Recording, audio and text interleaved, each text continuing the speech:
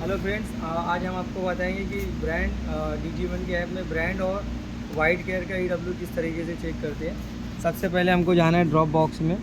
Drop box में अगर हम स्क्रॉल करेंगे तो यहाँ नीचे आपको दिखेगा ब्रांड का, जिसमें ब्रांड वाइज आपको EW का दिखाई देगा। यहाँ पे जो भी समझो, अगर हम सपोज़ हमने हायर गोदरेज का सिलेक्ट किया तो यहाँ पे उसका 1 ईयर 2 ईयर्स का जो प्राइस है वो शो होगा।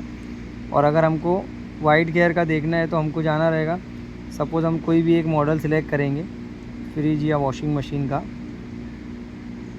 उसके बाद में वो ब्रांड्स के ऊपर सेलेक्ट करेंगे तो यहाँ पे आपको साइड में डिटेल्स लिखा रहेगा।